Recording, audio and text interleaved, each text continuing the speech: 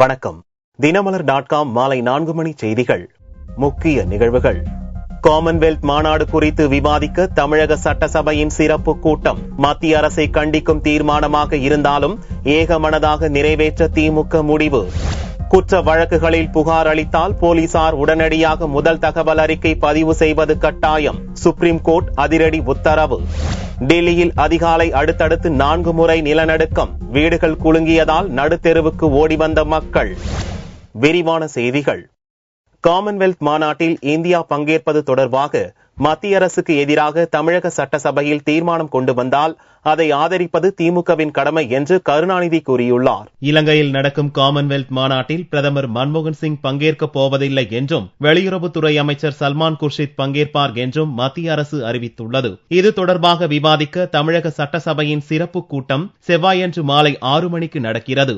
இது குறித்து விவாதிப்பதற்காக திமுக எம்எல்ஏக்கள் கூட்டம் அக்கட்சியின் தலைவர் கருணாநிதி தலைமையில் கட்சி தலைமை நிலையத்தில் செவ்வாயன்று காலை நடைபெற்றது. இக்கூட்டத்தில் திமுக பொருளாளர் ஸ்டாலின், துணை பொதுச் செயலாளர் துரைமுருகன் உள்ளிட்டோர் கலந்து கொண்டனர். கூட்டத்திற்கு பின் செய்தியாளர்களிடம் பேசிய கருணாநிதி, காமன்வெல்த் விவகாரம் தொடர்பாக சட்டசபையில் மத்திய அரசுக்கு எதிராக தீர்மானம் கொண்டு வந்தாலும் அது இலங்கையில் ஆதரவற்றவர்களாக உள்ள தமிழர்களுக்கு உதவும் என்பதால் தீர்மானத்தை ஆதரிப்பது திமுகவின் கடமை என்று கூறினார். காமன்வெல்த் மாநாட்டில் பிரதமர் மன்மோகன் சிங் பங்கேற்கப் போவதில்லை என்பது ஓரளவு ஆறுதலாக இருந்ததாக கூறிய கருணாநிதி, இந்தியா சார்பில் யாரும் பங்கேற்கக் கூடாது என்பதில் தான் உறுதியாக இருப்பதாகவும் கூறினார்.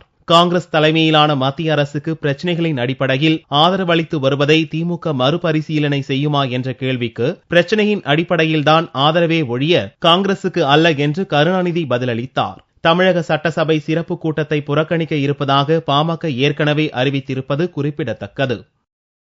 இலங்கையில் நடக்கும் காமன்வெல்த் மாநாட்டில் இந்தியா பங்கேற்க கூடாது என வலியுறுத்தி தமிழகம் முழுவதும் பல்வேறு இடங்களில் போராட்டங்கள், கடையடைப்பு நடந்தது. மதுரையில் ரயில் மறியல் செய்த மதிமுக பொதுச் செயலாளர் வைகோ கைது செய்யப்பட்டார். இலங்கையில் வரும் 15ஆம் தேதி நடக்கும் காமன்வெல்த் மாநாட்டில் இந்தியா பங்கேற்க கூடாது என வலியுறுத்தி கடந்த சில தினங்களாக தமிழகத்தில் பல்வேறு அமைப்பினர் போராட்டங்களை நடத்தி வருகின்றனர். இந்நிலையில் செவ்வாய்க்கிழமையன்று தமிழகத்தின் பல்வேறு இடங்களில் கடையடைப்பு போராட்டம், ரயில் மறியல், ஆர்ப்பாட்டங்கள் போன்றவை நடந்தன. மதுரையில் மதிமுக பொதுச் செயலாளர் வைகோ தலைமையில் ரயில் மறியல் போராட்டம் நடந்தது. அப்போது காமன்வெல்த் மாநாட்டிலிருந்து இலங்கையை நீக்க வேண்டும் என்றும் மாநாட்டில் இந்தியா பங்கேற்பதற்கு எதிர்ப்பு தெரிவித்தும் கோஷங்கள் எழுப்பப்பட்டன. மன்னிக்க மாட்டோம். ஈழத் தமிழர் படுகொலைக்கு காரணமான காங்கிரஸ் அரசை, காரணமான இந்திய அரசை மன்னிக்க மாட்டோம். உலகத்தில் எந்த இனத்துக்காவது இப்படி ஒரு கேடு செஞ்சிட்டாங்க, நடத்த முடியுமா? உலகத்தில் எந்த இனத்துக்காவது தமிழர் சிந்திக்கணும், ஒவ்வொரு தமிழரும் சிந்திக்கணும். இவ்வளவு தமிழரை கொண்டுட்டு காமன்வெல்த் மாநாடு நடத்துறானே, உலகத்துல எந்த இனத்துக்காவது இப்படி ஒரு கொடுமையை நடத்திட்டு அங்க போய் நடத்த முடியுமா? இந்த தமிழ் சாதி உணர்ச்சி அடித்து செத்து போச்சா? தன்மான உணர்ச்சியே கிடையாதா? இருக்குன்னு காட்டத்தான் நாங்க இந்த போராட்டத்தை நடத்துறோம்.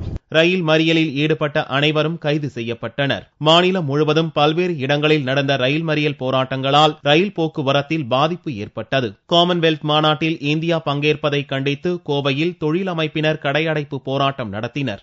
அங்கு பல்லாயிரக்கணக்கான உயிர்கள் கொன்று உவிக்கப்பட்ட அவர்களுக்கு ஒரு நிவாரணம் வேண்டும் என்ற அடிப்படையிலே இந்த போராட்டத்தை நடத்துகின்றோம். 1000க்கும் மேற்பட்ட குறுந்தொழில் முனைவோர் சங்க நிர்வாகிகள், தொழிலாளர்கள் இந்த போராட்டத்தில் கலந்து கொண்டதால் கோவை மாநகரம் வெறிச்சோடி காணப்பட்டது. இதேபோன்று மாநிலத்தின் பல்வேறு இடங்களிலும் ஆங்காங்கே கடையடைப்பு போராட்டங்களும் ஆர்ப்பாட்டங்களும் நடந்தன.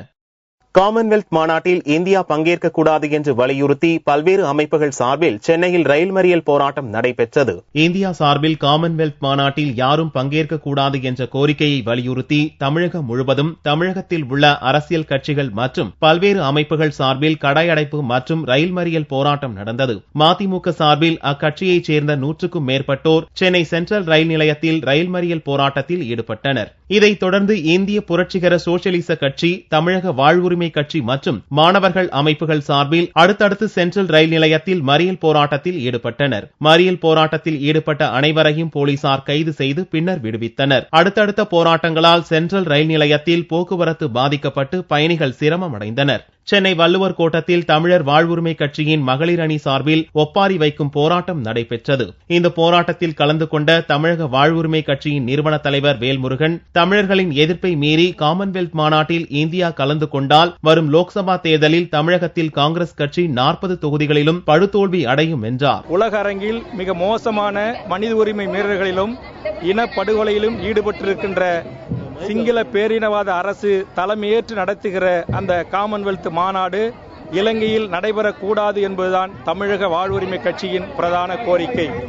மீறியும் அங்கு நடைபெற்றால் அதில் இந்தியாவின் பிரதமரோ, இந்தியாவின் வெளியுறவுத்துறை அமைச்சரோ அல்லது இந்தியாவின் சார்பாக எந்த பிரதிகளும் அங்கு கலந்து கொள்ளக்கூடாது. இந்த ஒப்பாரி போராட்டத்தில் 500க்கும் மேற்பட்ட பெண்கள் கலந்து கொண்டு இசைப்பிரியாவின் உருவ பொம்மையை பாடையில் வைத்து இலங்கை அரசாங்கத்தை கண்டிக்கும் விதமாக ஒப்பாரி வைத்து அழுதனர்.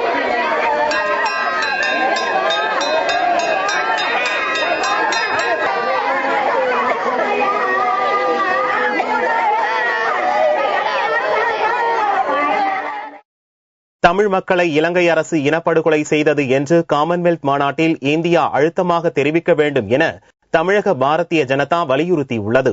பாரதிய ஜனதா மாநில அலுவலகமான கமலாலயத்தில் செவ்வாயன்று செய்தியாளர்களை சந்தித்த கட்சியின் மாநில துணைத் தலைவர் ராஜா, காமன்வெல்த் மாநாட்டில் இந்தியா பங்கேற்பதற்கு தமிழகம் முழுவதும் கடுமையான ஆட்சேபம் எழுந்துள்ளதை சுட்டிக்காட்டினார். இம்மாநாட்டில் இந்தியா பங்கேற்றால் 2009ஆம் ஆண்டு போரில் தமிழ் மக்களை இலங்கை அரசு இனப்படுகொலை செய்தது என்பதை இந்தியா அழுத்தமாக தெரிவிக்க வேண்டும் என்றும், இதற்கு கண்டனம் தெரிவிப்பதுடன் 13வது அரசியலமைப்பு சட்ட திருத்தத்தை இலங்கை அரசு அமல்படுத்த வேண்டும் என்பதை வலியுறுத்த வேண்டும் என்றும் ராஜா கூறினார். 2009 யுத்தத்தில் தமிழ் மக்கள் இனப்படுகொலை செய்த அரசு இது. இதை இந்தியா கண்டிக்கிறது. அங்கு இன்னமும் கூட சிங்களவர்கள் தமிழ் மக்களுடைய இடங்களை ஆக்கிரமித்திருக்கிறார்கள். அதை உடனே வெக்கேட் பண்ணு. அதே மாதிரியா வடக்கு மாகாண தேர்தல் நடந்து முதலமைச்சர் அங்க இருக்கார் இப்போ. ஆனால் எந்தெந்த அதிகாரங்கள் தரப்படும் என்று 13th அமெண்ட்மெண்ட்ல இருந்ததோ அதை தர இந்த அரசாங்கம் மறுக்கிறது. அதுக்கு இலங்கையினுடைய ஜுடிஷியல் சிஸ்டத்தை இவர்கள் தவறாக பயன்படுத்துகிறார்கள். அதை நிறுத்தணும் இலங்கை அரசாங்கம். 13th அமெண்ட்மெண்ட்டை இம்ப்ளிமெண்ட் பண்ணணும் ஆகிய விஷயங்களை அங்க பகிரங்கமாக பேசலாம். மக்கள் நல பணியாளர்கள் வழக்கில் உச்சநீதிமன்றத்தின் தீர்ப்பை தமிழக பாரதிய ஜனதா வரவேற்பதாக தெரிவித்த ராஜா, அரசு சொத்துகளில் ஆளும் கட்சியின் சின்னங்கள் பொறிக்கப்படுவது தவறு என்றும் கூறினார். புகார் கொடுத்த உடனே போலீஸ் வழக்கு பதிவு செய்ய வேண்டும் எனவும், அவ்வாறு வழக்கு பதிவு செய்ய மறுக்கும் போலீசார் மீது நடவடிக்கை எடுக்கவும் உச்சநீதிமன்றம் உத்தரவிட்டுள்ளது. போலீஸ் நிலையங்களில் பொதுமக்கள் தரும் புகார்களை போலீசார் உடனுக்குடன் பதிவு செய்வதில்லை. லஞ்சம், விஐபிக்கள் தொடர்பு போன்ற பல்வேறு காரணங்களுக்காக வழக்கு பதிவு செய்யாமல் போலீசார் இழுத்தடிப்பது வழக்கமாகிவிட்டது. புகார்கள் மீது எஃப்ஐஆர் எனப்படும் முதல் தகவல் அறிக்கையை பதிவு செய்வது தொடர்பாக தெளிவான உத்தரவு பிறப்பிக்க கோரி உச்சநீதிமன்றத்தில் தொடுக்கப்பட்ட பொதுநலன் மனுவை தலைமை நீதிபதி பி. சதாசிவம் தலைமையிலான 5 நீதிபதிகளை கொண்ட அரசியல் சாசன பெஞ்ச் விசாரித்து செவ்வாயன்று தீர்ப்பு கூறியது. குற்றம் நடந்திருப்பது தெளிவாக தெரிந்தால் புகார் கொடுக்கப்பட்டவுடன் முதல் தகவல் அறிக்கையை கட்டாயம் பதிவு செய்ய வேண்டும் எனவும், அதுபோன்ற புகார்கள் மீது ஆரம்பகட்ட விசாரணை நடத்த வேண்டிய அவசியமில்லை என்றும் நீதிபதிகள் உத்தரவிட்டுள்ளனர். குற்றம் நடந்திருப்பது தெளிவாக தெரிந்தும் புகார் மீது வழக்கு பதிவு செய்யாமல் கடமை தவறும் போலீசார் மீது நடவடிக்கை எடுக்க வேண்டும் எனவும் நீதிபதிகள் கண்டிப்புடன் கூறியுள்ளனர். அதே நேரத்தில் புகார் மீது கைது நடவடிக்கையை மேற்கொள்வதற்கு முன் குற்றம் சாட்டப்பட்டவருக்கு எதிரான ஆதாரங்களை உறுதிப்படுத்த வேண்டும் எனவும் அரசியல் சாசன பெஞ்ச் உத்தரவிட்டுள்ளது. திருமணம், சொத்து, லஞ்சம் போன்ற விவகாரங்கள் தொடர்பான புகார்கள் மீது ஆரம்பகட்ட விசாரணை நடத்திய பிறகுதான் வழக்கு பதிவு செய்ய வேண்டும் எனவும், ஆரம்ப நிலை விசாரணையை 1 வாரத்துக்குள் முடித்துவிட வேண்டும் எனவும் நீதிபதிகள் கெடு விதித்துள்ளனர்.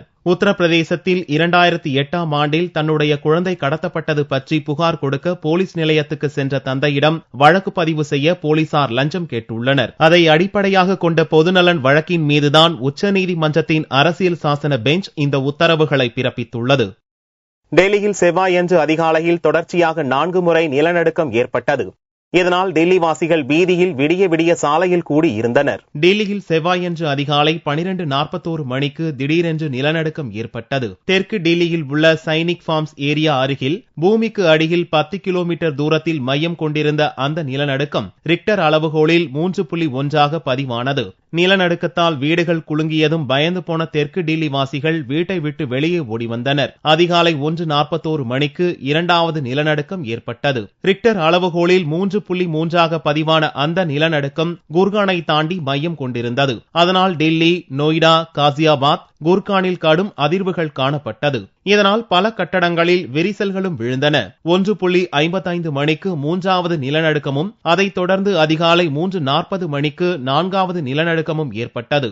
கடைசி இரு நிலநடுக்கங்களும் ரிக்டர் அளவுகோலில் 3க்கும் குறைவாகவே பதிவாகி இருந்தது. அடுத்தடுத்து 4 முறை பூகம்பம் ஏற்பட்டதால் பீதியடைந்த டில்லி வாசிகள் செவ்வாயன்று அதிகாலை வரையில் தெருக்களில் பீதியுடன் நின்றிருந்தனர். பூமிக்கடியில் பாறை தளங்கள் நகர்தலின் காரணமாக இந்த பூகம்பம் ஏற்பட்டுள்ளதாக நில அமைப்பியல் வல்லுநர்களும் வானிலை ஆராய்ச்சி மைய அதிகாரிகளும் தெரிவித்தனர். சங்கரராமன் கொலை வழக்கில் வரும் 27ஆம் தேதி தீர்ப்பு வழங்கப்படும் என்று புதுச்சேரி நீதிமன்றம் அறிவித்துள்ளது. காஞ்சிபுரம் வரதராஜ பெருமாள் கோவில் மேலாளராக இருந்த சங்கரராமன் கடந்த 2004ஆம் ஆண்டு கொலை செய்யப்பட்டார். இந்த வழக்கு தொடர்பான விசாரணை கடந்த 2009ஆம் ஆண்டு முதல் புதுச்சேரி நீதிமன்றத்தில் நடைபெற்று வருகிறது. குற்றம் சாட்டப்பட்ட 24 பேர் மற்றும் 189 சாட்சிகளிடம் விசாரணையும் இருதரப்பு வாதங்களும் நடந்து முடிந்துள்ளன. இந்நிலையில் செவ்வாய்க்கிழமை அன்று நடந்த விசாரணையில் ஜெயேந்திரர், விஜயேந்திரர் உட்பட 21 பேர் ஆஜராகினர். வழக்கை விசாரித்த நீதிபதி முருகன் சங்கரராமன் கொலை வழக்கில் வரும் 27ஆம் தேதி தீர்ப்பு வழங்கப்படும் என்று உத்தரவிட்டார். புதுவை மாநில தலைமை நீதிபதி முன்பாக காஞ்சிபுரம் வரதராஜ பெருமாள் கோவில் மேலாளர் சங்கரராமனுடைய கொலை வழக்கு விசாரணைக்கு வந்தது. இன்று 2 எதிரிகள் தான் மற்ற அனைவரும் ஆஜரானார்கள். அன்று அனைவரும் வர வேண்டும் என்று உத்தரவு பிறப்பித்து இந்த வழக்கினுடைய தீர்ப்பு 27/11/2013 அன்று வழங்கப்படும் என்று வழக்கை ஒத்திவைத்துள்ளார்கள். சங்கரராமன் கொலை வழக்கில் 9 ஆண்டுகளுக்கு பிறகு தீர்ப்பு வெளியாக உள்ளது குறிப்பிடத்தக்கது. விழுப்புரம் அருகே மின்கசிவால் 2 கோழி பண்ணைகளில் ஏற்பட்ட தீ விபத்தில் 2000த்திற்கும் மேற்பட்ட கோழிகள் எரிந்து கருகின. விழுப்புரம் அருகே மாம்பழப்பட்டு பகுதியைச் சேர்ந்த காமராஜ் என்பவர் கோழிப்பண்ணை நடத்தி வருகிறார். இந்நிலையில் கோழிப்பண்ணையில் திடீரென்று தீ விபத்து ஏற்பட்டது. காற்றின் வேகம் அதிகமாக இருந்ததால் அருகிலிருந்த பண்ணைக்கும் தீ பரவியது. தகவல் அறிந்து சம்பவ இடத்திற்கு விரைந்து வந்த தீயணைப்பு துறையினர் தீ மேலும் பரவாமல் கட்டுக்குள் கொண்டு வந்தனர். இந்த விபத்தில் 2000த்திற்கும் மேற்பட்ட கோழிகள் எரிந்து சாம்பலாயின. ஆயிரக்கணக்கான கோழி குஞ்சுகள் மீட்கப்பட்டன. 2 கோழி பண்ணை இருக்குது. 2 கோழி பண்ணையும் எரிஞ்சு போச்சு சார். மின்கசினால 8 லட்ச ரூபா போட்டு கோழி பண்ணை கட்டினாங்க. 1 லட்ச ரூபாய் சிக்ஸுங்க எல்லாம் எரிஞ்சு போச்சுங்க. அரசாங்கம் பார்த்து ஏன்னா எங்களுக்கு உதவி கொஞ்சம் பண்ணா நல்லா இருக்கும் சார். மின்கசிவால் ஏற்பட்ட இந்த தீ விபத்து குறித்து போலீசார் வழக்கு பதிவு செய்து விசாரணை மேற்கொண்டு வருகின்றனர். மனோன்மணியம் சுந்தரனார் பல்கலைக்கழகத்தின் தொடர்பியல் துறை சார்பில் நடத்தப்பட்ட ஞானவாணி வானொலி நேயர்கள் சந்திப்பு நிகழ்ச்சியில் இடம்பெற்றிருந்த பழமையான வானொலி கண்காட்சி நேயர்களை கவர்ந்திருந்தது. திருநெல்வேலி மனோன்மணியம் சுந்தரனார் பல்கலைக்கழகத்தில் தினமலர் நாளிதழ் ஆசிரியர் ஆர். கிருஷ்ணமூர்த்தி பெயரில் உருவான முதுகலை தொடர்பியல் துறை சார்பில் கடந்த சில ஆண்டுகளாக மத்திய அரசின் நிதியுதவியுடன் ஞானவாணி என்ற கல்வி வானொலி ஒலிபரப்பு செய்யப்பட்டு வருகிறது. இந்த வானொலியில் பல்கலைக்கழக மாணவர்களே நிகழ்ச்சிகளை தயாரித்து வழங்குகின்றனர். ஞானவாணி வானொலி குறித்து நேயர்களின் கருத்துக்களை கேட்கவும், சிறந்த நேயர்களை பாராட்டி பரிசுகள் வழங்கும் விதமாகவும் நேயர்கள் சந்திப்பு நிகழ்ச்சி நடைபெற்றது. இதில் ஏராளமான நேயர்கள் பங்கு பெற்று தங்களது கருத்துக்களை தெரிவித்தனர். நிகழ்ச்சியின் ஒரு பகுதியாக நாசரத் அருகேயுள்ள ஆரிவான்மொழி கிராமத்தைச் சேர்ந்த ராஜா ஸ்டேனிஸ் என்பவர் சேகரித்து வைத்துள்ள பழமையான வானொலி பெட்டிகளின் கண்காட்சியும் நடந்தது. ரேடியோ கலெக்ஷன்ல பாத்தீங்கன்னா கன்சோல் ரேடியோ, அது பாத்தீங்கன்னா ஒரு 3 அடி ஹைட்டு, ஒரு 4 அடி நீளத்துல இருக்கும். ஸோ அதில் பார்லாம் இன்க்ளூடட். ஸோ அந்த மாதிரி ரேடியோஸ், அப்புறம் நிறைய டைப்ஸ் ஆஃப் ரேடியோக்குள்ள அட்வர்டைஸ்மெண்ட், ரேடியோ லைசன்ஸ், அப்புறம் ரேடியோ ஆண்டனா, கிட்டத்தட்ட ஒரு 20க்கும் மேற்பட்ட கலெக்ஷன்ஸ் வச்சிருக்கேன். நேயர்கள் கருத்து கேட்பு நிகழ்ச்சியில் நிகழ்ச்சி தயாரிப்பாளர்களான மாணவ மாணவிகள் தங்களை நேயர்களிடம் அறிமுகம் செய்து கொண்டதோடு நேயர்களின் கருத்துகளையும் கேட்டறிந்தனர்.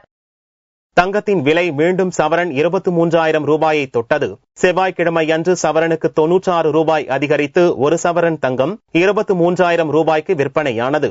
1 கிராம் ஆபரண தங்கம் 2,875 ரூபாயாக இருந்தது. வெள்ளி 1 கிராமுக்கு 30 காசுகள் குறைந்து 51 ரூபாய் 70 காசுகளுக்கு விற்கப்பட்டது. பார் வெள்ளியின் விலை 48,335 ரூபாயாக இருந்தது. காரைக்கால் மாவட்டத்தில் களிமண் எடுக்க புதுவை அரசு கட்டுப்பாடு விதித்ததால் அகல் விளக்கு தயாரிப்பு பாதிக்கப்பட்டுள்ளதாக மண்பாண்ட தொழிலாளர்கள் வேதனை தெரிவித்துள்ளனர். புதுச்சேரி மாநிலம் காரைக்காலை அடுத்துள்ள கோட்டுச்சேரி பகுதியில் கார்த்திகை தீப திருவிழாவிற்காக அகல் விளக்குகள் தயாரிக்கும் பணி முழுவீச்சில் நடந்து வருகிறது. இந்நிலையில் காரைக்கால் மாவட்டத்தில் எந்த ஒரு பகுதியிலும் மண் எடுக்கக்கூடாது என புதுச்சேரி அரசு கட்டுப்பாடு விதித்துள்ளதால் மண்பாண்டம் தயாரிப்பதற்கு தேவையான களிமண் உள்ளிட்ட மூலப்பொருட்கள் கிடைக்காமல் மண்பாண்ட தொழிலாளர்கள் திண்டாடி வருகின்றனர்.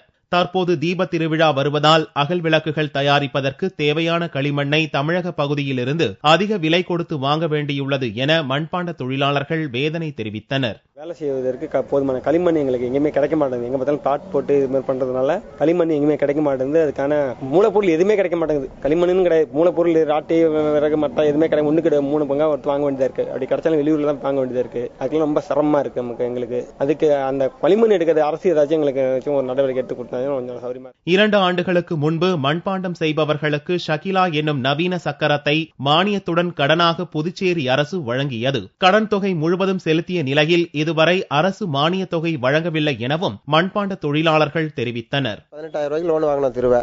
அது வந்து அவங்க சொன்ன கடவு 15,500 கட்டிட்டு அதுக்குள்ள போனஸ் 5,000 ரூபாய் மானியம் தரேன்னு சொல்லியிருந்தாங்க. அது கொடுக்கவே இல்லை. கொண்டபடி போனஸ் மானியம் மட்டும் ஏறல. மானியம் மட்டும் இங்க பாண்டிச்சேரியில் போட்டாங்க. பாண்டிச்சேரிக்கு வேற ஆபீசர் வந்தார், ஒருத்தர் வாங்கி தரேன்னு சொன்னாரு. அதுவும் கொடுத்த பாடில்ல. களிமண் உள்ளிட்ட மூலப்பொருட்கள் கிடைக்காத நிலையில் கார்த்திகை தீப திருவிழாவிற்காக சிறிய ரக அகல் விளக்குகளை தமிழக பகுதியிலிருந்து மொத்தமாக வாங்கி விற்கும் நிலைக்கு தள்ளப்பட்டுள்ளனர் கோட்டுச்சேரி மண்பாண்ட தொழிலாளர்கள். புதுவை அரசு களிமண் எடுக்க விதிக்கப்பட்ட கட்டுப்பாட்டை தளர்த்த வேண்டும் எனவும் நிலுவையில் உள்ள மானிய தொகையை உடனடியாக வழங்க வேண்டும் என்றும் அவர்கள் வேண்டுகோள் விடுத்துள்ளனர். மீண்டும் செய்திகள் இந்திய நேரப்படி இரவு 8 மணிக்கு. வணக்கம்.